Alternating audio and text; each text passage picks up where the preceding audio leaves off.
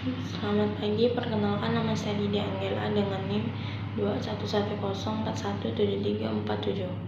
Kelas M1, Makul Metode Penelitian Bisnis. Dosen Adi Musalin. Baik, di sini saya akan menjawab pertanyaan dari Bapak Adi Musalin tentang metode penelitian bisnis. Baik, saya akan menjawab pertanyaan yang pertama. Yang A, ya saya aktif. Topik pembicaraan, sikap perilaku konsumen. Pembicara Dr. Irwan Ujang Surnawan, MSc. Sikap perilaku konsumen merupakan sikap yang dimiliki oleh seseorang konsumen yang memiliki sikap yang berbeda-beda. Model sikap perilaku konsumen memiliki perbedaan individu, strategi pemasaran, dan faktor lingkungan. Proses keputusan merupakan pengenalan kebutuhan, mencari informasi, evaluasi alternatif pembelian bahan konsumsi. Yang kedua, pembicara dari Dr. Irwan Ujang Surnawan, MSc. Topik pembicara, faktor yang mempengaruhi perilaku konsumen. Ada 3 faktor yang mempengaruhi keputusan konsumen, yaitu 1. Strategis pemasaran yang dilakukan oleh perusahaan pemerintahan atau MCO. 2. Perbedaan individu antara konsumen. 3. Lingkungan sosial. Yang ketiga, pembicaraan Bella Octavia Ojasmans. Topik yang dibicarakan, faktor sosial dalam perilaku konsumen. Faktor sosial dalam konsep bisnis adalah keadaan konsumen yang dapat mempengaruhi konsumen dalam melakukan pembelian. Yang B, ada 3. 1. Sikap perilaku konsumen. 2. Faktor yang mempengaruhi perilaku konsumen seperti keluarga dalam rumah tangga. 3. Faktor sosial dalam perilaku konsumen.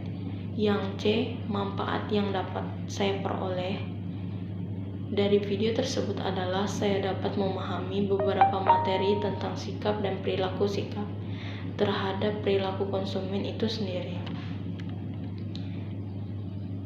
Soal bagian B, berkenang dengan teori metode penelitian bisnis. Soal yang pertama, jelaskan bagaimana cara menentukan judul atau bagaimana cara merumuskan judul yang baik. 2. Apa yang dimaksud dengan latar belakang penelitian? Mengapa latar belakang penelitian penting dalam suatu penelitian? 3. Jelaskan bagaimana cara merumuskan masalah dan berserta contohnya. 4. Jelaskan teori tentang tujuan penelitian dan manfaat penelitian. Jawab ya nomor 1. 4. Cara penting menentukan judul yang menarik. 1. Mencakup pemikiran pokok dalam tulisan. Melansir dalam Springer, judul yang efektif harus mencakup pikiran pokok tulisan. Sebelum membuat judul, penulisan harus memahami terlebih dahulu topik dan pemikiran pokok dari tulisan yang ditulis. Judul yang baik adalah judul yang mampu menjelaskan topik dalam tulisan dengan baik, walau hanya dengan beberapa kata. 2. Diksi yang tepat. Sebagai garda terdepan dalam sebuah tulisan menarik tentu menjadi syarat utama. Cara menentukan judul artikel yang menarik itu harus dibarengi dengan kekayaan kosakata dan pemilihan diksi yang tepat. 3. Membuat pembaca penasaran. Cari judul yang baik dan efektif selanjutnya ialah berhasil membuat pembaca penasaran. Cara menentukan judul artikel ini tidak jauh berbeda dengan cara sebelumnya. tidak hanya memancing penasaran pembaca dengan diksi menawan, penulisan juga bisa membuat judul dalam bentuk kalimat tanya atau kalimat seru sesuai dengan kebutuhan. Yang 4, tidak terlalu panjang. Jika ada judul yang terlalu panjang, pembaca memberi tips cara menentukan judul artikel yang menarik. Jika tulisan memang panjang, penulisan harus memperhatikan pemilihan kata.